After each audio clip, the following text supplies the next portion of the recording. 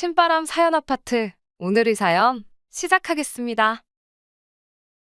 열길 물속은 알아도 한길 사람 속은 모른다더니 연애만 5년을 했는데 남편이 이런 사람일 줄은 생각도 못했습니다. 주변에서도 저희만큼 오래 연애하고 결혼한 사람은 없었다 보니 결혼하면 당연히 행복하게 살리라 믿어 의심치 않았어요. 그런데 요즘은 원래부터 본성이 이랬던 사람인 걸 제가 모르고 결혼한 건가? 아니면 결혼하고 나서 갑자기 사람이 변한 건가 헷갈리기 시작했어요. 뭐, 둘 중에 어떤 거라고 한들 저한테 안 좋은 건 마찬가지니 그게 전자건 후자건 그닥 중요한 건 아닌가 싶기도 해요. 남자가 결혼하면 효자가 된다지 않냐는 위로를 들어봤자 결국 그 또한 똑같은 소리다 보니 그닥 와닿지도 않고 전혀 위로도 되질 않았습니다. 저희 부부가 연애를 시작했을 땐 남편이나 저나 서로 취직을 준비 중이던 사회초년생이었습니다. 직장도 없이 만나 없는 형편에 서로 도와가면서 연애를 했어요. 취직은 남편보다 제가 먼저 하게 되었고 매번 저한테 얻어먹기만 하는 게 염치였고 미안하다며 남편이 취직할 때까지는 거의 만나지도 못했습니다. 저도 열심히 준비하겠다는 사람 방해하고 싶지도 않았고 괜히 무슨 문제라도 생겼을 때 이렇게 된 게 다 너 때문이라고 하는 말도 듣고 싶지 않았기에 남편이 원하는 대로 하게 해줬습니다. 다행히 바로 다음 해에 적당히 좋은 회사에 취직을 하게 되었고 오랫동안 공백이 있던 만큼 즐거운 연애를 하려고 했어요. 그런데 남편이 지방에 있는 지사로 발령을 받게 되었습니다. 실무는 지방에 있는 지사에서 이루어지기 때문에 실무 능력 배양을 위한 회사의 권고 조치였나 봐요. 남편 업무와도 직접적인 영향이 있었기 때문에 가지 말라고 할 수도 없었고 저도 멀쩡히 회사 다니고 있는데 지방 발령을 받았다고 거기까지 따라갈 수는 없었습니다. 그나마 다행인 건 일시적인 인사조치였고 대충 2년 정도 후에는 다시 서울 본사로 복귀를 하게 된다는 거였지요. 그땐 결혼을 전제로 만나던 사이는 아니었지만 나름 지사 근무의 장점도 많아 보였습니다. 회사 기숙사가 있기 때문에 따로 숙식이 제공되는 데다가 수당까지 추가로 나왔기에 젊은 나이에 목돈 만드는 데는 그것보다 좋은 것도 없어 보였고요. 어차피 거절할 수도 없는 자리였다 보니 그렇게 2년 동안 장거리 연애를 하게 되었습니다. 한 번은 제가 내려가고 한 번은 남편이 올라오는 식으로 번갈아 가면서 만남을 이어왔어요. 남편도 제가 자기를 위해 안 해도 되는 고생을 하고 있다는 걸 알았기 때문에 저한테 엄청 잘했습니다. 그렇게 장거리 연애를 하다가 시간이 지나서 약속한 대로 남편은 서울 본사로 복귀를 하게 되었고요. 그리고 그 뒤로부터는 드디어 평범한 연애를 하기 시작했네요.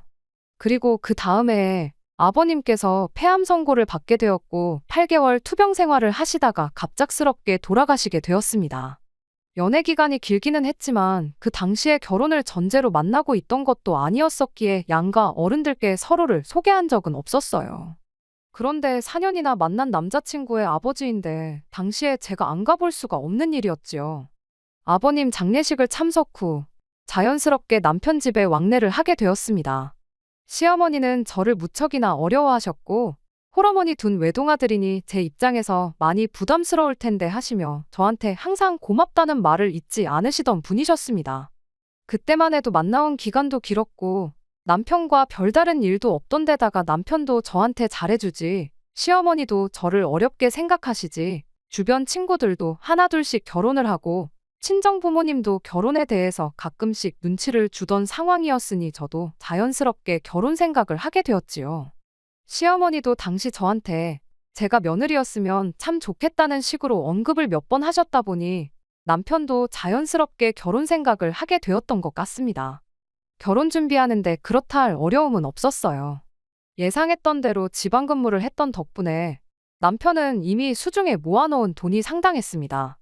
제가 남편보다 취직이 1년 정도 빨랐는데도 불구하고 남편이 모아놓은 돈이 저보다 많았으니까요. 애초에 월급도 저보다 조금 높은 편이기도 했고 저는 첫 해에 번 돈은 거의 학자금 대출 갚는데 다 들어갔거든요. 그래도 대출 좀 끼고 두 사람 돈을 모으면 서울 적당한 곳에 아파트 하나 구해서 시작은 할 수 있겠다는 계산이 섰습니다. 양가에서 도움을 받으면 대출이자 갚는 부담은 조금 줄어들 수도 있었겠지만 아버님 돌아가신 후로 평생을 전업주부로 살아오신 시어머니에게 노후 자금일지도 모르는 돈을 뜯어내고 싶지는 않았어요. 남편한테 어머님 노후는 어떻게 돼 있는 거냐 물어봤습니다. 차라리 결혼 전에 사실을 미리 알고 있는 편이 더 낫겠다는 생각을 했었거든요. 남편은 걱정할 거 없다고 대신 둘이서 모은 돈으로만 결혼하게 될 것 같다고 지원은 바라지 못하겠다는 대답을 했고 그 부분은 저도 염두에 두고 있던 바였기에 그 대답을 들은 후에 결혼 준비를 시작했고 끝내 남편과 결혼하게 되었습니다. 이미 결혼 전에 시어머니와 왕래를 자주 했었기도 하고 아버님 돌아가시고 나서 얼마 지나지 않아 아들마저 결혼에 분가해 나갔으니 혼자 계시는 시어머니의 안쓰러운 마음도 있었습니다. 못해도 일주일에 한 번씩은 남편과 같이 있을 때 영상통화도 드리고 하면서 연락도 자주 드렸고 한 달에 2번 정도는 쉬는 날 시댁에 방문해서 시어머니와 함께 시간을 보내거나 했습니다. 한 달에 한두 번이 뭐가 자주냐고 하실 분들도 계실 테지만 맞벌이 부부였던 저희한테는 꽤나 많은 빈도수로 방문을 한다고 생각했습니다. 연애 기간이 길었던 만큼 솔직히 휴일이라고 해서 둘이 어디 나가서 특별한 데이트를 한다던가 하는 계획은 없었고 바라지도 않았습니다만 집에서 편하게 쉴 수도 있는데 따지고 보면 한 달에 열흘도 채 되지 않는 휴일에 2번씩 시댁에 방문하는 건 나름대로 저한테는 힘들었던 부분이 있었어요. 며느리가 시댁 가는 것과 사위가 처가 가는 건 엄연히 차이가 있잖아요. 어떤 때는 일하고 온 것보다 더 피곤하다 느낄 때도 있었어요. 그리고 시댁에 한 달에 2번씩 간다고 처가에도 똑같이 2번씩 가는 것도 아니었었고 친정 부모님은 아직도 경제활동을 하고 계신지라 따로 용돈도 챙겨드릴 필요도 없었으니까요. 제가 시어머니를 어머니처럼 대할 수는 없었지만 저는 나름대로 최선을 다하고 있다고 생각했습니다. 그때까진 딱히 남편과 제 사이에 그렇다 할 문제가 있다고 생각하지 않았어요. 더 잘할 수는 있었겠지만 혼자인 시어머니를 위해서 충분히 희생하고 있다고 생각했고 남편도 그런 저희 노고를 알고 고마워하고 있다고만 생각했지요. 그런데 그게 아니었습니다. 남편은 제가 당연히 해야 할 일을 하고 있다고 생각했었다는 걸 뒤늦게 알게 되었어요.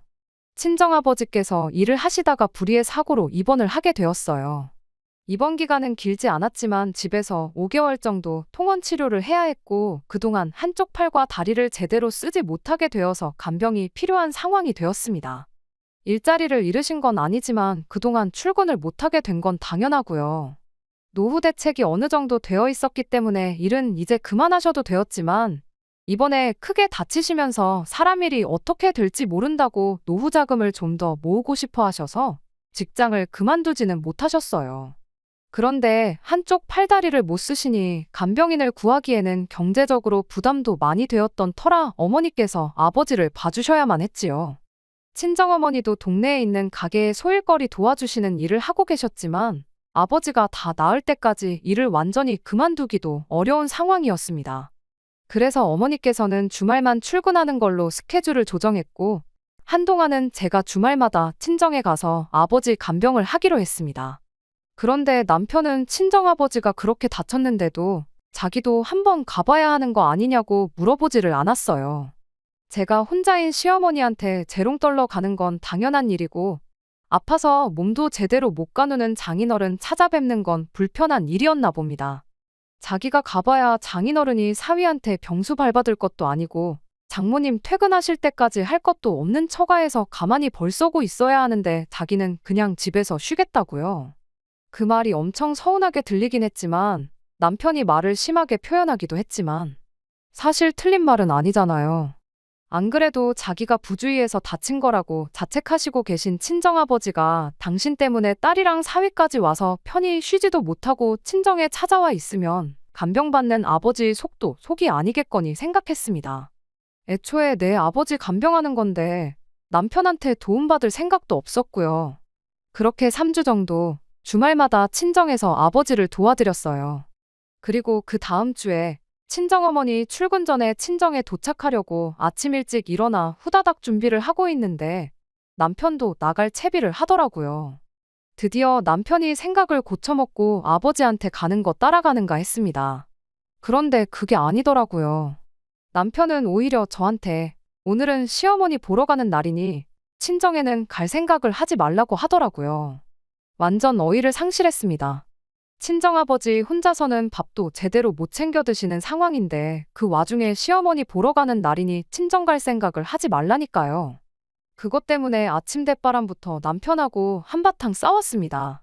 너무 서운했거든요. 그런데 오히려 남편은 그렇게 주말마다 친정에서 시간 보내고 올 거면 자기랑 결혼을 왜 했냐고 하는 겁니다. 성질은 있는 대로 부리고 자기는 끝까지 시어머니한테 가겠다고 차까지 가져가 버렸어요. 대중교통 타고 가느라 친정어머니 출근 시간에 맞추지 못해서 조금 늦었고요. 무엇보다 힘들었던 게 친정아버지 앞에서는 내색도 할 수 없었다는 거였어요. 괜히 당신 때문에 부부 사이 틀어지는 것 같다고 생각하실까봐 아무 일도 없는 척 씩씩하게 있었습니다. 원래는 어머니 퇴근하시면 집에 돌아와서 다음날 아침 일찍 또 친정으로 향하는데 집에 돌아가기가 싫더라고요. 그래서 그날 친정에서 하루를 보냈습니다. 아마 친정 부모님께서는 제가 자고 가는 걸 보고 남편하고 무슨 일이 있다는 걸 짐작은 하셨을 거예요. 다음날 저녁까지 아버지 간병하다가 어머니 퇴근하신 거 보고 집으로 돌아갔습니다. 그런데 집에 돌아오니 문 앞에서부터 화기애애한 소리가 들려오더라고요. 문 열고 들어가 보니 시어머니가 집에 계시더라고요. 결혼 전에는 아니 당장 얼마 전까지만 해도 저한테 고맙다고 저 같은 며느리를 얻은 게 복이라고 말하던 어머님이 저를 쳐다보는 표정부터가 달라졌더라고요. 혼자 친정아버지 간병하느라 고생했다는 말까지 기대한 건 아니지만 이제 왔느냐며 차갑게 말하시는데 그때의 기분은 아직도 말로 표현하기 힘드네요. 어머님께서는 어쩐 일로 오셨냐 물으니 아들한테 이야기 들어보니 제가 제 할 도리를 다 하지 않는 것 같아서 감시차 오셨다더군요. 그동안은 알아서 잘하겠거니 하고 간섭을 안 했는데 오늘 와서 보니까 아주 결혼 생활을 날로 먹으려는 것 아니냐며 저한테 잔소리를 시작했습니다. 아마 제가 전날에 집에 안 들어오고 친정에서 하루 자고 온다는 말에 남편은 그 길로 시어머니 모시고 집으로 돌아온 듯 싶었습니다. 그리고 그 사이에 어머님은 냉장고 검사부터 다 끝내시고 잔소리할 것들을 준비해 두신 듯 보였어요. 아니나 다를까 냉장고에 있는 반찬 가게 음식들을 보고 뭐라 한마디를 하시더군요. 당신은 아버님 살아계실 때부터 아들 장가 보낼 때까지 우리 집 남자들 밥을 이렇게 허접하게 차려준 적이 없다고요. 어떻게 건강에도 좋지 않는 반찬 가게 반찬을 밥이라고 먹일 수가 있냐는 겁니다.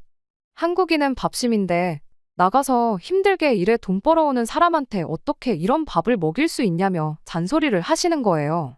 어떻게 남편이 밥은 잘 챙겨 먹고 있는지 궁금해하고 미안해하지는 못할 망정 친정에서 자고 온다는 소리를 할 수나 있냐면서 말이지요.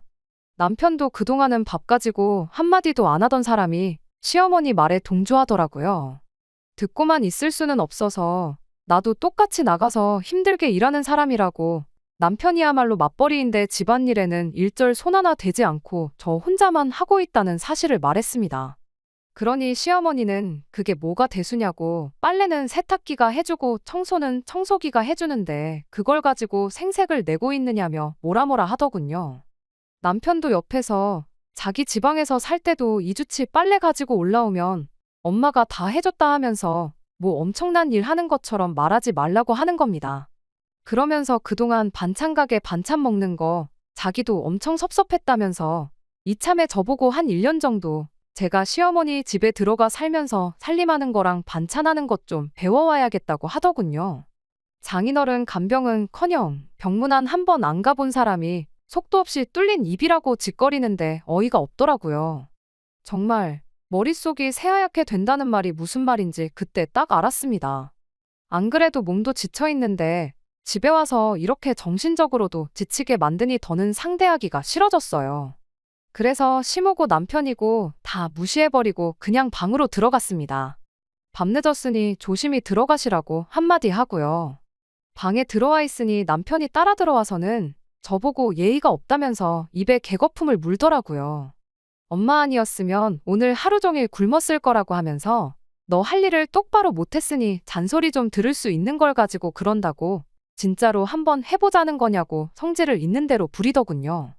잔소리 하실 거 알고 있었으면 적당히 내 편 들어주고 상황 정리하면 되지. 거기서 시어머니 부추긴 너는 아무 잘못 없냐고 따졌더니 이게 다 제가 친정만 챙기고 시어머니를 안 챙겨서 그러는 거 아니겠냐는 말도 안 되는 소리를 하더군요. 어차피 나중에 가서는 모시고 살 계획이니까 이참에 시모한테 살림 배우고 하면서 진짜 딸같이 한번 친해져 보라고 하는 겁니다. 뒤통수를 얻어맞은 기분이었어요. 어머님 노후 걱정은 된 거나 마찬가지니 걱정하지 말라던 게 우리가 모시고 살면 되니까 그랬다는 거였다는 사실을 이제서야 실토를 하더라고요. 더 불화를 만들지 말고 얼른 나가서 시어머니한테 잘못했다고 하라길래 그 길로 문 열고 나가 시어머니한테 죄송하다고 넙죽 사과를 드렸습니다. 아직 엄마 품 벗어날 준비도 안 된 덜짤한 사람을 제가 데려왔다고 그 부분을 사과드린다고요. 내 딴에는 어머님한테 잘한다고 노력한 건데 엄마 품에서 더 있어야 하는 사람이니 그게 만족스러울 리가 없었을 거라고 어머님 아들 빼앗은 거 사과드린다고 저는 할 만큼 한 것 같으니 아들 돌려드리겠다고 데려가시라고요. 그리고 그대로 방으로 들어가서 간단한 짐만 챙겨서 나갔습니다. 친정에서 집에 간다고 나간 지 얼마나 됐다고 다시 돌아왔는데 친정 부모님도 그렇게 많이 놀라진 않으시더라고요. 아마 전날에 제가 친정에서 자고 간 걸 가지고 어느 정도 짐작을 하셨나 봐요. 그때부터 전화기에 불이 날 정도로 시어머니, 남편 번갈아 가면서 연락을 해오길래 전화기는 꺼버렸습니다. 다음 날에 회사의 사정을 대충 지어내서 설명하고 그날 월차를 내고 일과를 빼서 집에 들러 미처 챙겨 나오지 못한 짐을 마저 챙기러 갔습니다. 시어머니가 있을 줄 알고 친정어머니 대동해서 만반의 준비를 하고 나갔는데 집에 시어머니는커녕 시어머니 짐가방도 안 보이더라고요. 그날 나머지 짐을 싹 다 챙겨서 친정으로 돌아왔습니다. 그리고 그날 저녁에 남편이 친정어머니한테 전화를 했더라고요. 저는 전화번호 차단해버려서 연락이 안 되니 저희 어머니한테 전화를 했던 것 같아요. 제가 으름장 놓고 친정으로 간 건 줄 알았나 본데 짐을 싹 다 빼버렸으니 남편도 허겁지겁 저한테 연락을 해온 거예요. 그제서야 저한테 미안하다고 사과하더라고요. 시어머니는 어디 갔냐 물으니 집으로 돌아가셨다는 겁니다. 그래서 그럼 더 잘 됐다고 그 길로 엄마 따라가서 평생 엄마가 해주는 밥 먹으면서 그 집 가서 살라고 했어요. 할 도리 똑바로 못하는 마누라 데리고 살아서 뭐 하겠냐고 끼니마다 집밥 챙겨주고 청소 빨래 다 해주는 엄마랑 꼭 붙어서 살라고 했습니다. 아, 청소랑 빨래는 청소기랑 세탁기가 해주는 거니까 그냥 밥 잘 챙겨주는 엄마랑 살라고 빈정거렸더니 남편은 아무 말도 못하고 전화를 끊어버리더라고요. 그 다음날 저녁이 되니까 남편이 아예 시어머니 모시고 친정까지 찾아오더라고요. 몸 불편한 장인어른 병문안은 오기 싫어하더니 아내가 질려서 집을 나가버리니 그제서야 엄마 손 붙잡고 사과하러 찾아온 거예요. 시어머니도 아들 뒷바라지 며느리한테 맡기고 나중 가서는 합가해서 집안일 해주는 며느리한테 효도받으며 살 계획이었나 본데 제가 이혼하겠다고 이러고 있으니 졸지에 아들 뒷바라지 다시 하게 생겨서 그런지 이틀 전과는 다르게 미안하다고 자식 가진 부모 마음이 똑같은 거 아니겠냐며 저희 친정어머니한테 호소를 하더라고요. 친정어머니가 자기 자식이 귀하면 남의 자식도 귀한 줄 아셔야 하는 거 아니냐고 시어머니 사과를 단번에 차단해버렸어요. 이번에 그냥 넘어갔다가 또 그러면 어떻게 할 거냐고 오늘 이혼시키나 몇 달 뒤에 이혼시키나 결과는 똑같은 거 아니겠냐며 그냥 돌아가시라 했습니다. 그렇게 이혼을 진행하게 되었습니다. 남편은 집밥 꼬박 챙겨주는 엄마 품으로 돌아가서 좋을 테고 시모는 혼자서 외로울 일도 없을 테니 두모자한테는 잘된 일이겠지요. 솔직히 정이 떨어질 대로 떨어져서 이제는 서운하기는커녕 화조차도 나지 않습니다. 제가 며칠 버티다 들어갈 줄 알았는지 이혼 서류 보내주니 또 찾아와서는 무릎까지 꿇고 잘못했다 빌더군요. 있을 때 잘했으면 여태 하던 것처럼 자기 어머니 잘 챙겨주는 훌륭한 아내, 맞벌이하면서도 할 도리 챙겨서 하는 현명한 며느리로 남았을 거예요. 하지만 이제는 그 어떤 기대도 하고 싶지 않고 오히려 이혼하기로 결심하니 마음까지 편해지는 것 같네요. 이런 진흙탕 싸움은 하루빨리 끝내버리고 싶습니다. 결혼 5년 차의 부부입니다. 결혼 생활 5년 동안 고부 갈등 같은 건 생각도 안 해봤을 정도로 잘 지냈어요. 시부모님도 정말 좋은 분들이셨고 제가 잘하는 만큼 남편도 친정에 잘했습니다. 서로 갈등이 생길 일이 없으니 다툴 일도 없었고 행복했어요. 시월드라는 말은 제게는 먼 이야기나 마찬가지였지요. 그런데 얼마 전에 저희 결혼하기 전에 이민 생활을 나갔던 신우가 이민 생활을 실패하고 귀국을 하게 되면서부터 잘 맞아 떨어지던 단추가 하나둘씩 흐트러지기 시작했어요. 신우는 남편보다 2살 위 누나로 원래는 어학연수차 미국에 갔다가 거기서 만나게 된 사람하고 혼인신고를 올리고 눌러앉게 된 케이스입니다. 저희 결혼식 때도 오지도 못한 게 무슨 영주권을 진행 중에 있는데 한국 오며 가며 한 기록이 있으면 불리할 수도 있다고 해서 저 같은 경우에는 결혼 전은 물론이고 결혼 후에도 신우를 직접 만나본 적은 없어요. 결혼하고도 벌써 5년이나 지났는데 금방 나올 것 같이 말하던 영주권은 나오지를 않다가 서류가 틀어졌다고 해서 결국 한국으로 돌아오게 되었대요. 그냥 머무는 방법도 있었는데 선택지가 신우 입장에서는 힘들었을 법도 한 게 미국에서 신분 없이 사는 방법하고 다른 방법으로는 매년 1,000만 원이 넘는 돈으로 학교를 다니면서 비자 연장을 해서 사는 방법밖에 없었대요. 전자의 경우나 후자의 경우나 정식적인 신분이 아니라서 미국 내에서 직업을 가질 수 있던 상황도 아니었다고 하고요.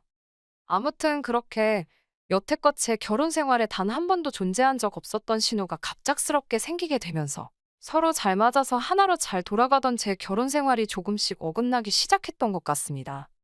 신우가 조금 성질이 급하고 우악스러운 부분이 있다는 건 이미 첫 만남에서부터 눈치를 챘습니다. 어떤 성격이던 간에 갈등 없이 잘 지낼 자신이 있었는데 하나 신우에게서 적응이 되지 않았던 게 저를 마치 아랫사람 대하듯이 대했다는 거예요.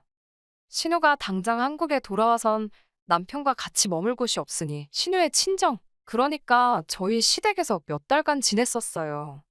그러니 좋으나 싫으나 보고 싶지 않았어도 시댁에 가면 신우를 마주할 수밖에 없었던 겁니다. 그런데 신우는 당연스럽게 저한테 일을 시켰어요. 신우가 저한테 일을 시키는 게 기분이 썩 좋지만은 않았습니다. 그동안 시부모님께서 저한테 시집살이 비슷하게 시킨 것도 하나 없으셨거니와 저 또한 제가 해야 하는 부분에 대해서는 시부모님이 가만히 있어도 된다 하셨다고 하더라도 스스로 알아서 제 할 일을 했었거든요. 굳이 시키지 않아도 제가 할 수 있는 일은 제가 알아서 하고 제가 안 해도 되는 일은 알아서 안 하는데 신우는 마치 저를 임자 만났다는 듯 아예 초반에 기선제압을 하려고 하는 건지 이것저것 다 시키더라고요. 오죽하면 시어머니가 신우한테 왜 그러냐고 할 정도로 티나게 저를 부려먹으려고 안달이었어요. 과일 깎는 것 정도는 제가 당연히 할 수 있는 일이고 그동안도 제가 알아서 했던 일입니다. 사람에 따라서는 그걸 기분 나쁘게 받아들이는 사람도 있다는 걸 알지만 저한테는 크게 문제가 되지 않는 일이에요. 애초에 시부모님이 과일 같은 거 잘 안 챙겨 드시기도 해서 제가 일부러 과일까지 가져와서 드시라고 준비해드리곤 했거든요. 신우한테는 시댁에서 과일 깎는 게 엄청 싫었던 일이었던 것 같아요. 애초에 제가 깎아 먹으려고 가져간 건데 으스대면서 대놓고 저한테 시키려고 하는 걸 보니 작정을 해도 뭔가 대단히 작정을 했구나 싶은 모습이었습니다. 오죽하면 식사 끝나고 나서 바닥에 걸레질 좀 해야겠다고 하면서 저를 부르기까지 하더라고요. 그 이후는 뭐 말할 것도 없이 시어머니가 막아주셨어요. 제가 시댁에 와봐야 한 달에 몇 번이나 오는 줄 아냐고 걸레질까지 시키냐고 맨날 지내는 네가 하라고 하면서 걸레를 쥐어주셨거든요. 신우는 뿔뿔거리며 바닥 기어다니면서 바닥을 훔치면서도 계속해서 거실에 앉아서 과일 깎고 있는 저를 째려보더라고요. 신우가 저를 작정하고 못살게 굴려고 해도 작전이 크게 먹히는 건 없었습니다. 신우가 시켜서 하는 것 중에 대부분은 그 전에도 제가 묻지 않아도 알아서 하던 일들이었고 제가 하던 일들이 아니면 시어머니께서 저렇게 방패막이 되어주거나 아니면 신우한테 네가 직접 하라고 시키던가 하셨었거든요. 그런데 오히려 이런 식으로 지나가는 일이 생기다 보니 신우는 그것 때문에라도 저한테 불만이 더 쌓여만 가는 것 같았어요. 저를 어떻게든 부려먹으려고 작정을 한 사람처럼 보였거든요. 지난 어버이날 때 이야기인데 신우가 난데없이 저한테 전화를 하더니 어버이날에 뭐 해드릴 거냐 묻더라고요. 어버이날을 앞두고 저도 그냥 나가서 외식하고 용돈 봉투나 하나 만들어 드리고 보내야겠다 안일하게 생각한 것도 있긴 했지만 안 챙기는 건 아니니 사실 그게 잘못한 거라고 생각해 본 적은 없거든요. 제 주변의 다른 사람들도 다 시댁에는 이 정도 하는 것 같았고요. 그런데 신우는 어떻게 며느리가 돼서 시댁을 얼마나 우습게 알면 푼돈 얼마랑 밥으로 때울 생각을 하냐면서 정성과 성의가 보이는 선물을 해야 한다고 하는 겁니다. 일리 있는 말이기는 했는데 그렇다고 신우한테서 들을 만한 말은 아니라는 생각이 들었네요. 아무튼 신우는 저한테 요즘 안마의자가 잘 나온 것 같으니 그걸 하나는 놔드리면 좋겠다고 하는 겁니다. 신우가 저한테 먼저 연락해서 뭐 할 거냐고 물어봤기에 저는 그게 신우가 안마의자를 해드리고 싶은데 돈이 모자라니 같이 해드리면 좋겠다고 말하는 건 줄 알았어요. 그래서 신우 말에 안마의자가 요즘 얼마나 하냐고 반반씩 해서 하나 놔드리면 좋겠다 말했더니 자기가 시부모님을 모시고 살고 있는데 왜 의자까지 해줘야 하냐는 겁니다. 안마의자는 저보고 사라고 하는 소리나 다름이 없었죠. 그런데 신우 말이 어이가 없잖아요. 신우가 시부모님 댁에 남편하고 처가살이 하면서 얹혀 살고 있는 거지. 모시고 살고 있는 게 아니잖아요. 심지어 두 사람이 미국에서 유학을 했다고 해서 엄청 좋은 학교를 다녔던 게 아니고 영주권을 받기 위해서 몇 년 동안 비교적 학비가 저렴한 어학원만 전전했던지라 한국에서 그렇다 할 직장도 구하지 못하고 빌빌거리고 있던 상황이었어요. 돈을 모아서 한국으로 온 것도 아니고 도망치듯 돌아와서 무일푼으로 시부모님 댁에 얹혀 사는 걸로 알고 있는데 시부모님 모시느라 고생하고 있는 건 자기니까 저보고는 돈 드는 부분을 다 내는 게 맞다는 식으로 이야기하는 게 어이가 없었습니다. 안마의자 사드리는 건 좋은 아이디어 같기는 했지만 시부모님이 원래 운동도 다니시고 원체 건강하신 분들이세요.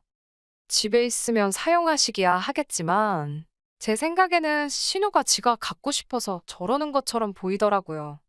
시댁 방문해도 어디가 뻐근하다, 침대에서만 생활하다가 바닥에다 이불 깔고 잘라니까 아주 허리가 산산조각이 나는 것 같다 하면서 안마의자 하나 장만하면 좋겠다고 일전에도 노래를 부르듯 안마의자 타령을 한 적이 있던 신우였거든요. 그 속이 뻔히 보이는데 제가 시부모님 위해서 하는 것도 아니고 신우 좋으라고 시댁에 안마의자를 내 돈으로 놔주고 싶지는 않더라고요. 그래서 신우한테 요즘 인터넷 찾아보니까 안마의자 같은 건 정수기처럼 달마다 렌트해주는 데도 많다더라. 저는 시부모님 어버이날에 외식하고 용돈 드리는 걸로 정해놨으니 정 하나 해드리고 싶으시면 신우가 직접 해드리는 게 좋지 않겠냐고 은근슬쩍 비아냥거리면서 말해줬죠. 한 달에 렌트해봐야 비용 얼마 나오지도 않고 안마의자라는 게 원체 부피가 큰 가전이다 보니 안 쓰게 되면 집에 자리만 차지하는 애물단지로 전락하잖아요. 몸에 잘 맞을지 아닐지도 모르는데 무턱대고 몇백만 원 줘서 새 걸 사드리는 것보다 한번 렌트로 써보고 결정하는 것도 나쁘지 않지 않겠냐고.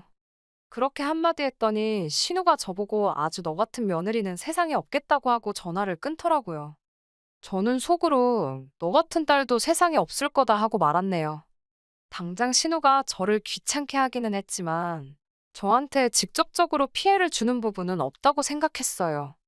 거기에 그동안 결혼 생활하면서 시부모님과 저희 관계가 워낙에 좋았기에 신우가 저런다고 해서 제가 덩달아 시부모님한테까지 나쁘게 대해야 할 이유는 없다고 생각했습니다. 그런데 얼마 전에 시어머니가 급격하게 몸이 안 좋아지게 돼서 병원에 자주 오며 가며 하셔야 하는 일이 생기게 되었습니다. 일주일에 2번씩 병원에 왔다 갔다 하셨어야 했어요. 아버님은 아직 은퇴를 안 하셔서 일을 하고 계시고 남편도 일을 하고 있어서 어머님을 모시고 병원에 다녀올 수 없는 상황이었어요. 예전에도 어머님이 같은 이유로 몸이 안 좋으셔서 제가 어머님을 병원에 오며 가며 모시고 다녔던 적이 있었습니다.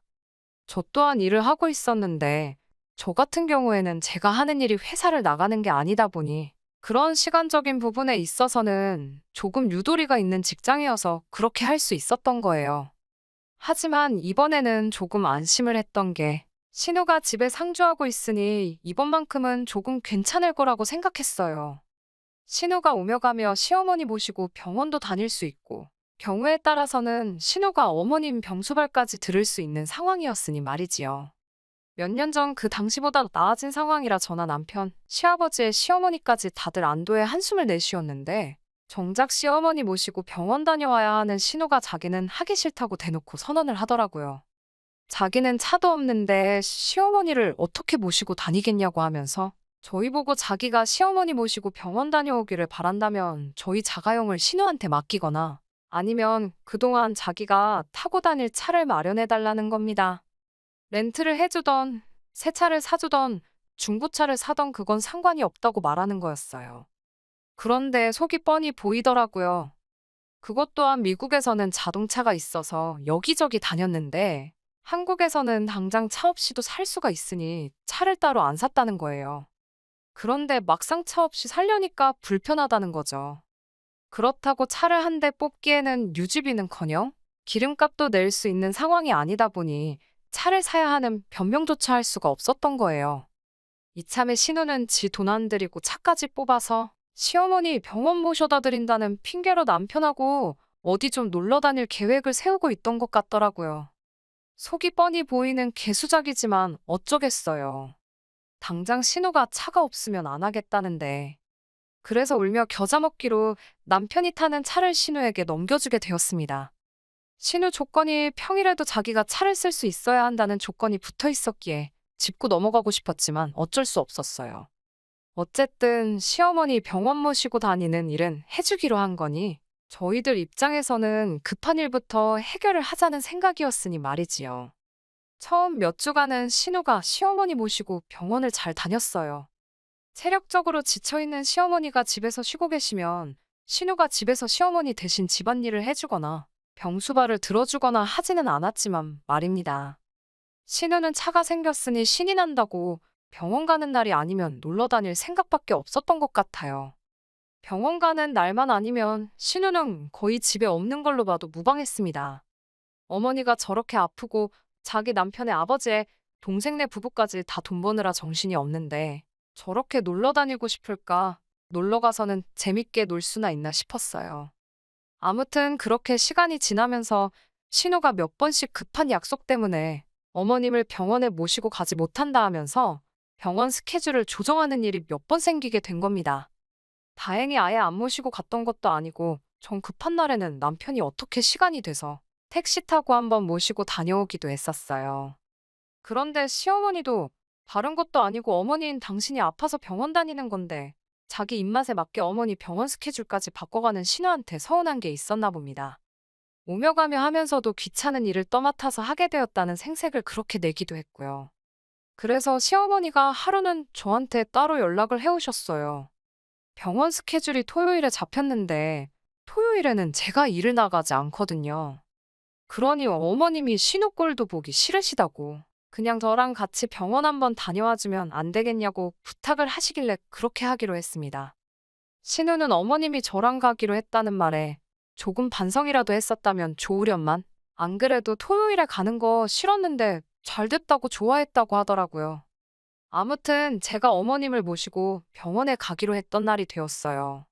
그런데 갑작스럽게 제가 일하는 곳에 결혼이 생기게 되면서 저보고 급하게 출근을 해줄 수 있느냐 하는 연락이 왔습니다. 어머님 병원 모시고 다녀와야 된다고 안 된다고 설명을 해봤지만 당장 제 일터에 저 말고는 연락이 되는 사람이 따로 있는 것도 아니고 제발 한 번만 살려달라고 사정사정을 하더라고요. 그래서 혹시 신우가 집에 있을 수도 있으니 다음번에 가는 걸 저랑 가는 걸로 하기로 하고 어머님께 양해를 구해봐야겠다 싶었어요. 그게 화근이 될 거라고는 상상도 하지 못했지요. 어머님은 제 상황을 듣더니 알겠다고 하시고는 신우랑 같이 병원 다녀오겠다고 하셨던 겁니다. 그런데 그건 어머님의 거짓말이었던 거예요. 신우는 이미 아침 대바람부터 어딜 나가 있던 거였고 시어머니는 괜히 제 입장 난처해질까봐 그냥 혼자서 다녀오시기로 하고 대중교통을 타고 이동을 하셨던 거였어요. 그리고 지하철을 타고 가시다가 빈혈기로 잠깐 정신을 잃으셨나 봅니다. 병원을 훨씬 지나친 역에서 발견돼서 병원에 입원을 하시게 돼버렸어요. 어머님이 입원했다는 소식에 저도 하던 일 앞치마 벗어던지고 곧장 병원으로 향했고 아버님이랑 남편도 병원에 이미 와 있더라고요.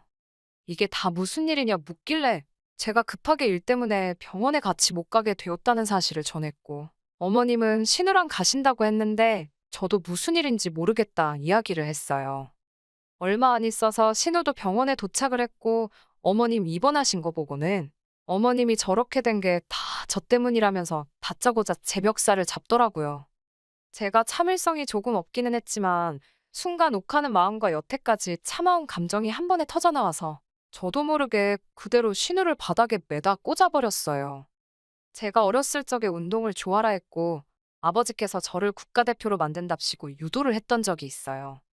초등학교 때까지도 곧잘 하기는 했는데 제가 성장기가 일찍 끝나버려서 체급에 맞추려면 몸무게를 많이 올려야 했었거든요. 그런데 어린 여자아이 마음에 그렇게 하기는 싫기도 했고 이미 초등학교 때도 저보다 잘하는 애들이 많아서 그냥 포기를 했었어요. 그 뒤로는 그냥 평범한 여자의 삶을 살아왔는데 그래도 그때 배운 게 몸에 남아있다 보니 저도 모르게 신우를 바닥에다가 매다 꽂아버린 거지요. 그 자리에 있던 모두가 눈이 동그래져서 심지어 기운 없이 누워 계시던 시어머니도 덩달아 놀라서 그 상황을 지켜보더라고요. 저도 바닥에 널브러진 신우를 보면서 후다닥 제정신이 들어서 제가 뭐 한 거지 하는 생각이 들었습니다. 그래도 시부모님 보는 앞에서 신우를 바닥에 내동댕이 쳐버렸는데 좋은 소리 들을 거라고는 생각도 못했지만 역시 저희 시부모님이었어요. 적반하장으로 큰 소리치는 신우에게 네가 맡아서 하기로 했던 일도 제대로 안 해놓고서는 뭘 잘했다고 멱살을 잡고 왜 그걸 며느리 탓으로 떠넘기냐고 하시더라고요. 애초에 네가 똑바로 했으면 시어머니가 저한테 그런 부탁이나 하셨겠냐며 딸 냅두고 며느리한테 그런 부탁하는 니네 엄마 체면은 생각해봤겠냐며 신우를 나무라시더라고요. 저한테 매다 꽂힌 것도 당해도 싼 일이라고 또 별것도 아닌 일 가지고 며느리 잡들이 하려고 하기만 해보라고 울음장을 놓으시는데 신우는 바닥에 대자로 뻗어서는 아무 말도 못하고 억울한 건지 눈물만 삼키고 있는데 조금 미안한 마음까지 들었습니다. 그 뒤로는 신우가 시부모님 말도 잘 듣고 저희한테 쓸데없는 억지도 안 부려요. 그리고 저를 보면 쭈뼛쭈뼛거리면서 피해 다니기 일쑤입니다. 남편한테 들으니 신우가 그동안 저를 키도 작고 얌전해 보인다고 아주 우습게 봤다나 봐요. 겉만 보고 저를 아주 물로 봤다가 직접 바닥에 매다 꽂히고 난 뒤로부터는 저한테 함부로 대하지 못하는 거였지요. 거기에 그날 제가 신우를 바닥에다 매다 꽂은 날 신우가 바닥에 나자빠지면서 주머니에서 어디 외진 곳에 있는 숙박업소 라이터가 튀어나왔다고 해요. 다행히 아무도 못 보고 그걸 남편이 혼자서 봤다더라고요. 그래서 혹시나 싶어서 남편이 차에 가서 블랙박스 기록을 뒤져봤더니 아무 기록도 남아있지 않고 싹 다 지워져 있다는 겁니다. 그래서 신우한테 이거 누나가 지운 거냐 물어봤는데 신우가 쩔쩔매면서 원래 용량이 가득 차면 자동으로 지워지는 거 아니냐고 발뺌을 했다고 하네요.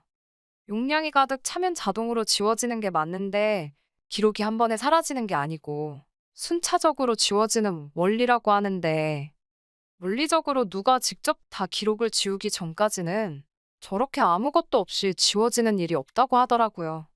물론 그거 말고는 물증이 없어서 어떻게 하지 못하지만 신우가 이제는 저를 무섭게 생각하는 거 말고도 뒤가 캥기는 일을 만들어버린 거나 마찬가지니 아마 남편 말로는 한동안은 신우가 별 사고 안 치고 잘 할 것 같다고 하더라고요. 저도 이제 와서 신우가 시어머니 병원 안 모시고 어딜 다녀온 건지 누구랑 있던 건지 알아내고 싶지는 않아요. 적어도 더 이상 사람 겉으로 판단해서 우습게 보지 않고 시집은 며느리라고 해서 자기 아랫사람으로 생각하지 않고 그게 자기가 원해서 하던 어쩔 수 없이 하던 간에 부모한테 자식된 도리 제대로 하기만 한다면 신우의 사적인 일을 가지고 크게 문제 삼고 싶지도 않네요. 다만 신우가 한 번 더 말도 안 되는 억지 부리면서 저를 우습게 본다면 저도 이젠 더 이상 참지 않으려고 합니다. 신우가 신우라는 이유로 헛짓거리를 하고 있다는 걸 이젠 온 가족이 알고 있으니 저도 더 이상 시부모님 눈치 보면서 신우까지 덩달아 어려워할 필요가 없으니 말이지요. 결혼한 지 3년 된 31살 여자입니다. 남편이 저보다 4살 연상으로 올해 35살이긴 하지만 집안에서는 늦둥이라 그런가 시댁에 가면 애기 취급받는 막내나 다름없어요. 연애하는 동안에는 나이차가 많이 나던 남편이 그렇게 어른스러워 보일 수가 없었는데 집에서는 애기 취급을 받으니까 그 느낌도 참 새롭더라고요. 남편이로 아주버님 한 분 계시고 신우 한 분 계시거든요. 아버님은 남편이 20대 때 돌아가셨다고 들었고 70대 중반이신 어머님 밑으로 집안에서 첫째인 곧 50대에 접어드는 아주버님과 40대 중반인 신우가 있어요. 남편의 가족들을 처음 만났을 때는 시어머니도 시어머니겠지만 남편과 나이 차가 있는 신우가 더 무섭고 불편했어요. 주변에서 이야기를 듣고 제 눈으로 직접 보고 하다 보면 보통 며느리 입장에서 신우나 시어머니와 갈등이 생기잖아요? 제 나이만큼 차이 나는 건 아니지만 남편보다 10살 많은 신우를 제가 감당이나 할 수 있을까? 결혼하기 전부터 걱정이 많았습니다. 그런데 오히려 그런 걱정이 무색할 정도로 신우와는 엄청 잘 지내고 있어요. 올해로 중학생 아이 둘 키우는 신우를 사실상 명절 같은 날 제외하고는 만날 일도 거의 없기도 하지만 그건 둘째 치더라도 형님이 참 좋은 분이시거든요. 신우도 시댁에 가면 자기도 똑같은 며느리라고 제가 느낄 고충을 이 집에서 제일 잘 이해해 줄 수 있는 건 남편도 아니고 어머님이나 아주버님도 아니고 바로 자신 아니겠냐고 해줬던 말이 기억나네요. 힘든 일 있으면 언제든지 어깨를 내어줄 테니 기대도 좋다고 하는 신우와는 결혼 후에도 자주 밖에서 따로 만날 정도로 가깝게 지내게 되었습니다. 아무튼 걱정했던 것보다 큰 문제는 없었지만 그렇다고 해서 아무런 어려움이 없던 건 아닙니다. 예상치도 못한 아주버님하고 갈등이 생기기 시작했거든요. 저도 들은 이야기라 자세한 내막까지는 모르고 사실 별로 궁금하지도 않아서 깊게 알려고 하지도 않았습니다만 아주버님은 결혼한 지 얼마 되지 않아서 아내 되셨던 분과 성격 차이로 이혼을 했다고 들었습니다. 아주버님이 결혼했을 때는 아버님도 살아계실 때라고 들었고 집안 첫째이기 때문에 없는 돈 털어서 신혼집도 마련해줬다고 들었어요. 아주버님이 이혼을 하고 난 뒤에는 그 집에서 혼자 살게 되었다는데 아버님이 돌아가시게 되면서 어머님이 아주버님 집으로 들어가게 되었고 시부모님 명의로 되어 있던 아파트가 남편 명의로 돌아가게 되었습니다. 저희가 결혼하면서 그 집에 그대로 신혼살림을 차리게 되었고요. 제가 모아놓은 돈으로 혼수와 리모델링을 했는데도 돈이 많이 남았어요.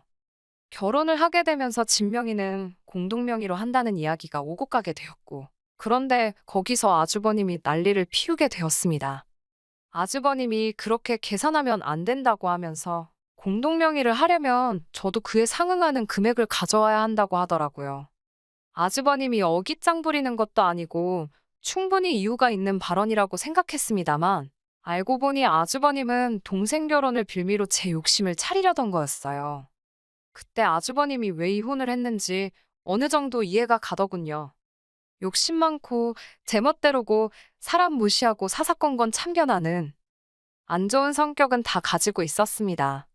아주버님은 신혼집 공동명의를 하는 조건으로 자기 앞으로 7천만 원짜리 외제차를 사오라고 당당하게 요구하더라고요. 예단하는 셈 칠하나요? 그 차를 해와도 집값 반 내는 거보다 싸게 먹히는 거라면서 이 집에 며느리로 들어오고 싶으면 손도 안 대고 코 풀 생각하지 말고 그에 상응하는 성의를 보이라고 하더라고요. 그게 아니면 공동명의는 꿈도 꾸지 말라고 하면서요. 남편도 나이차가 많은 형님이니까 조금 어렵기는 했는지 딱 잘라서 말을 해주지 못했어요. 다행이었던 건 어머님께서 네가 결혼하는 것도 아닌데 왜 나서서 뭘 해오라 마니 하냐고 남편 대신 말을 해주더라고요. 신우도 거들면서 오빠도 웃긴다고 얘가 차를 사와야 되면 자기들 탈 차를 사오면 되는 거지. 둘이서 알아서 하기로 한 문제를 가지고 상의도 없이 이렇게 껴드는 게 무슨 경우냐고. 대놓고 저희 있는 데서 아주버님 면박을 주더라고요. 오빠가 차 끌고 갈 곳이 어디 있다고 외제차를 사오라고 하냐고 하면서 말입니다. 아주버님이 별다른 직장도 없이 어머님이 운영하시는 가게를 도와주고 있다는 사실을 그때 처음 알게 되었습니다. 어머님과 신우가 나서서 도와준 덕분에 결혼 전에 아주버님 타라고 7천만 원이나 하는 외제차를 사갈 필요는 없게 되었습니다만 그때부터 아주버님하고는 영 잘 지낼 수 없는 상황이 되었습니다. 문제는 어머님이 아주버님하고 같이 살고 있다는 부분이었어요. 만약에 아주버님 때문에 부부 사이에 갈등이나 문제가 생기거나 한다면 문제의 시작인 아주버님을 안 보고 지내면 가능한 부분이지만 아무래도 시어머니를 보러 가면 무조건 만날 수밖에 없는 사람이다 보니 그런 어려움이 따르더라고요. 거기에 일도 어머님 가게를 돕고 계시다 보니 가게로 찾아봬도 아주버님을 마주치는 건 당연한 일이었어요. 아주버님이 어머님 가게를 돕고 있기는 하지만 후계자 같은 성격으로 일하고 있는 건 아니었어요. 그렇다고 직원처럼 일하는 것도 아니었고요. 집에 있으면 아무것도 안 하고 집안 돈 축내면서 술 마시는 게 일이라고 하면서 어머님이 최소한 그런 짓거리는 못하고 다니게 어거지로 데리고 다니고 계신 거라는 느낌이 더 들었습니다.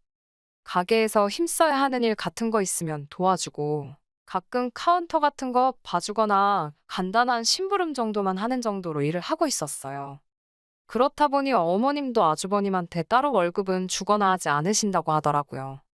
돈 들고 있어봤자 술이나 퍼마시고 도박이나 하러 다닌다고 하면서 차라리 고양이한테 생선을 맡긴다고 하셨지요.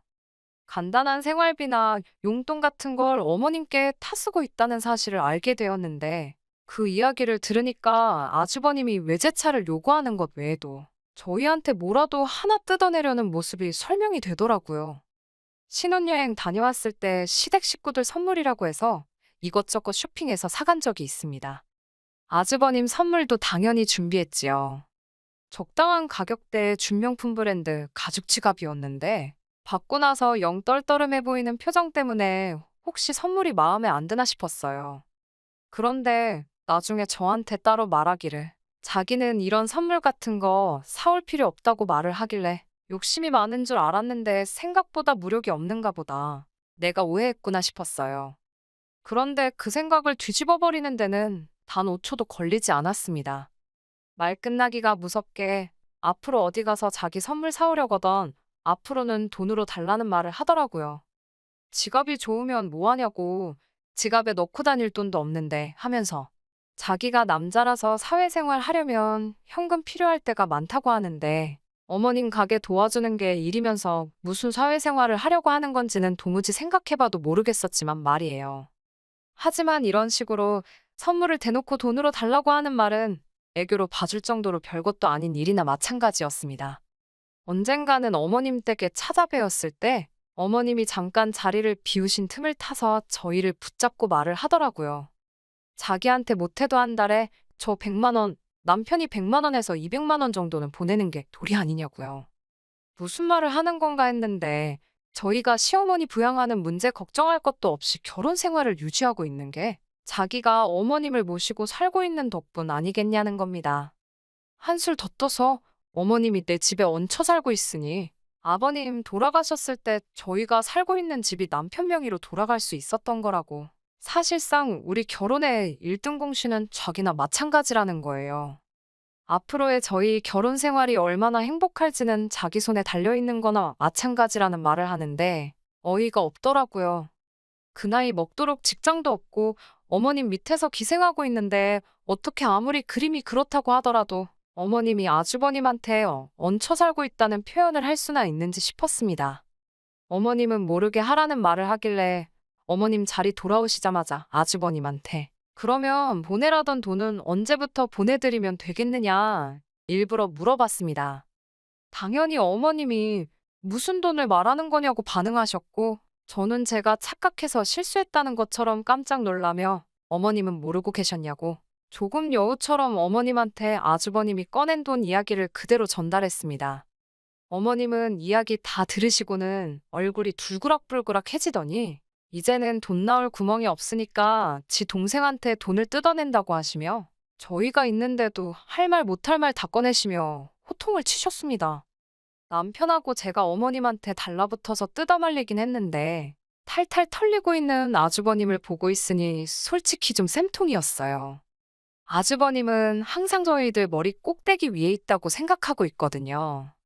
하지만 그 행동의 수준이 뻔히 보였기에 항상 제 손바닥 안에 있었지요. 한두 번씩 돈 문제를 가지고 사소한 사건을 만들어내기는 했는데 결국엔 아주버님 손으로 제 돈 10원짜리 하나 들어간 적이 없었지요.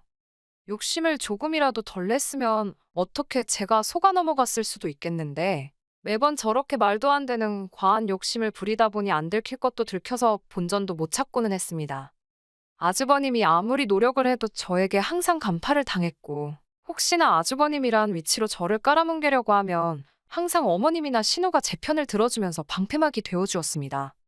남편이 의외로 아주버님에게 유독 약한 모습을 보였던 점이 아쉽기는 했지만 남편이 아니더라도 시어머니나 신우가 제 편에 서서 항상 도와주는데 딱히 무서울 건 없었네요. 그렇게 신혼 때부터 현재까지 아주버님이 몇 번의 꼼수를 부렸지만 제가 현명하게 대처해가며 사전에 방지를 했고 큰일로 키우지 않고 항상 좋게 좋게 잘 넘어가고 있었습니다. 어머님도 신우도 아주버님이 이런 사람인 걸 이미 알고 있었기에 오히려 이 정도인데도 일 크게 안 만들고 아무 일도 없었다는 듯이 잘 대처하는 저였기에 저를 더 아껴주셨던 것 같네요. 그런데 얼마 전 도무지 참을 수 없는 아주버님의 행동에 전에 없을 정도로 한판 크게 붙게 되는 사건이 생기게 되었습니다. 저한테 여동생이 있어요. 몇 년생이고 올해 30이지요. 여동생이 대학 생활 하다가 미국으로 잠깐 어학연수차 간 적이 있었습니다.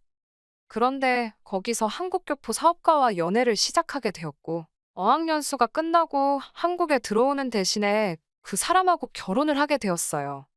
개인적인 사정으로 동생 결혼식에는 다녀오지 못했는데, 그동안 무소식이 희소식이라고 아무 연락이 없길래 여동생이 미국에서 자리 잡고 잘 지내고 있는가 싶었습니다. 그런데 얼마 전에 여동생이 이혼을 하게 되었다는 소식을 듣게 되었어요. 미국에서 좋은 조건으로 회사도 다니고 있었고, 자리도 잘 잡았고, 신분 문제도 다 해결된 상태였는데, 제 동생은 이 꼴저꼴 보기 싫다는 이유로 그냥 이민 생활 정리하고 한국으로 얼마 전에 돌아오게 되었습니다.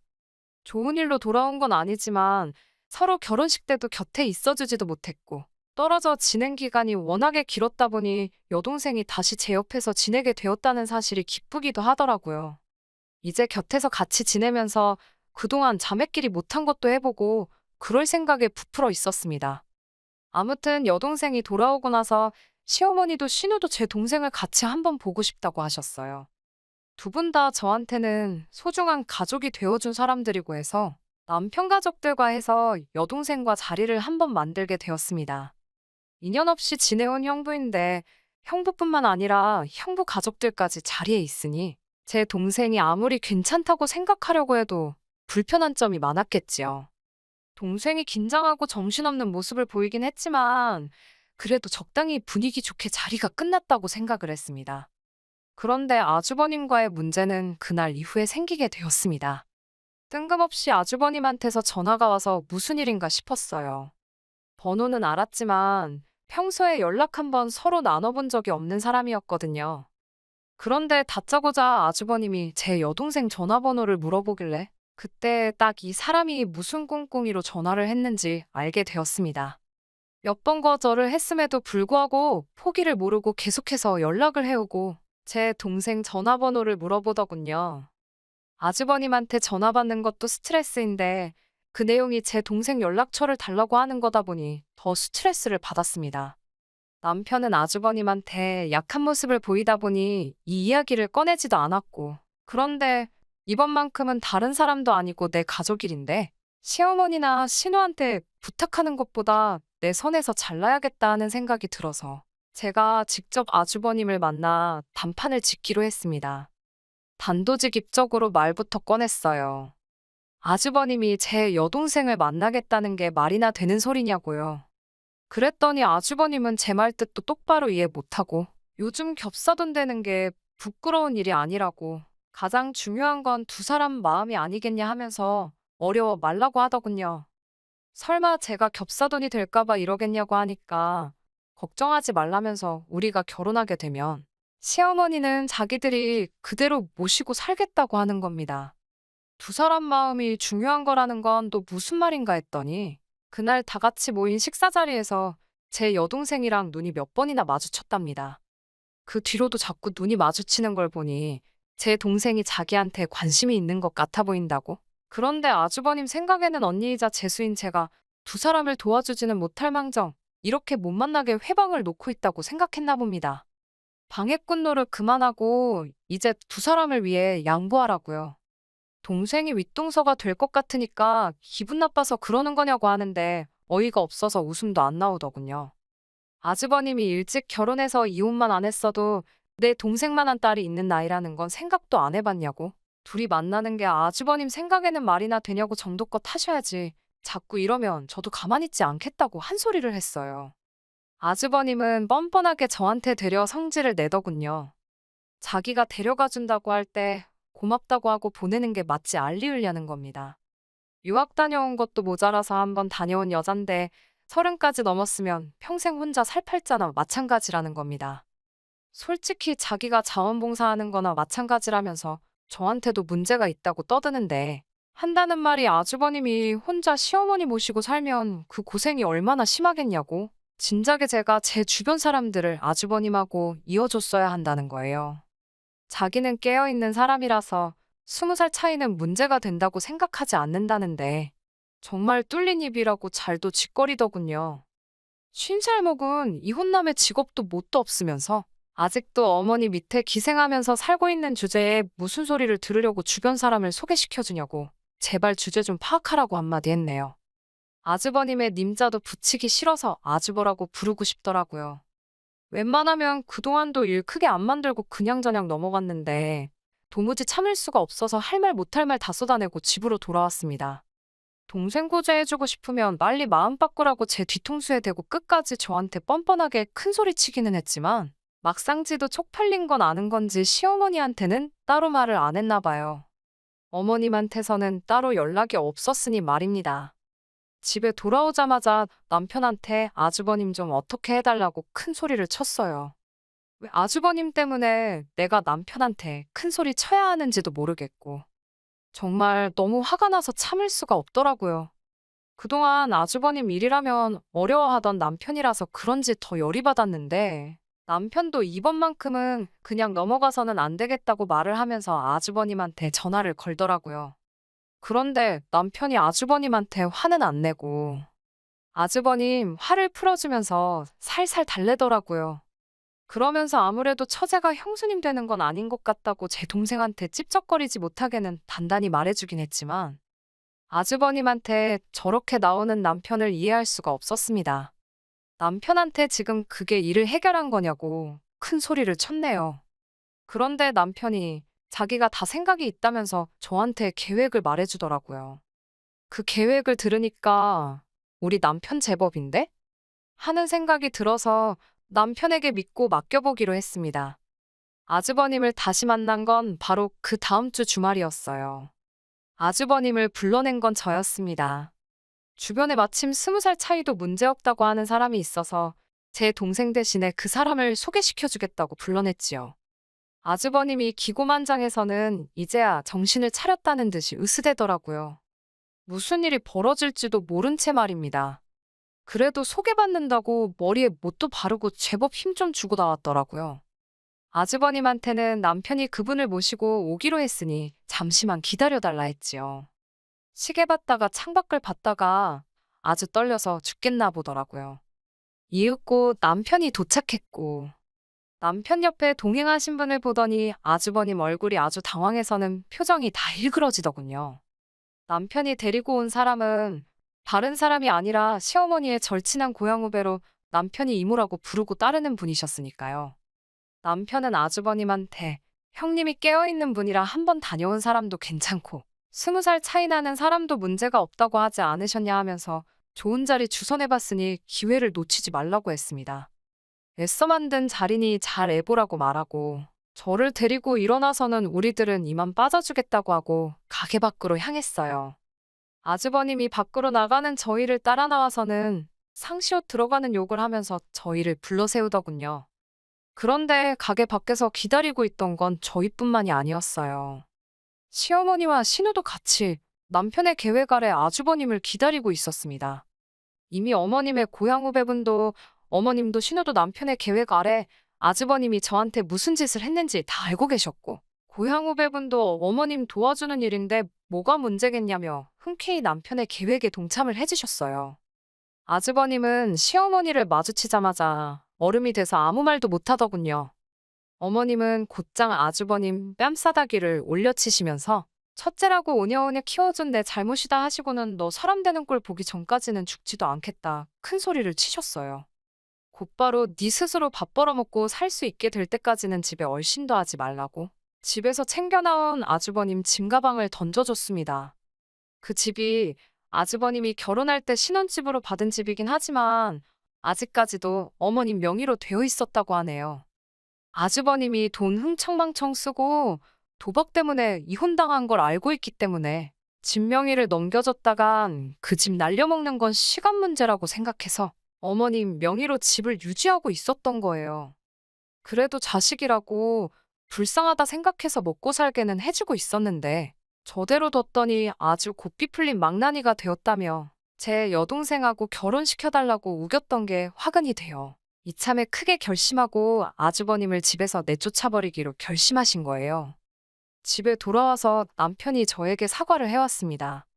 그동안 아주버님 때문에 제가 제일 고생했다는 건 알고 있다고.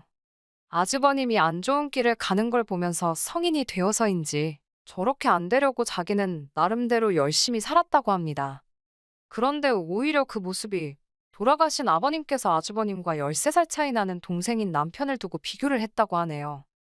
그게 남편한테는 그동안 아주버님이 자기 때문에 마음고생을 했다 생각하여 아주버님 일에만 유독 마음이 약해져서 아무 소리도 내지 못하고 있었던 거라고 합니다. 그런데 자기가 아주버님한테 말 한마디 못할 때마다 고생하는 게 자기가 아닌 저라는 걸 이번 일로 깨닫게 되었다고. 두 번 다시 아주버님이 저에게 그 어떤 짓도 하지 못하게 자기가 책임지고 행동 똑바로 하겠다고 약속을 해주더군요. 어머님도 나중에 저에게 따로 사과를 해주셨고요. 아주버님은 한동안 짐가방만 들고 주변 아는 사람들 집에 돌아가면서 신세지면서 하루하루 연명하고 있다고 하네요. 어머님이 다시 아주버님을 받아줄 수도 있다고 생각하고 아주버님이 이번 일로 사람이 변할 거라고는 기대도 하지 않아요. 하지만 이제부터는 남편이 제대로 자기 할 일을 해준다고 약속을 했으니 아주버님이 돌아온다고 해도 걱정이 되지는 않네요. 끝까지 들어주셔서 감사합니다. 오늘의 사연은 여기까지입니다. 구독과 좋아요, 알람 설정 부탁드리고 더 좋은 사연으로 다시 찾아뵙겠습니다. 감사합니다.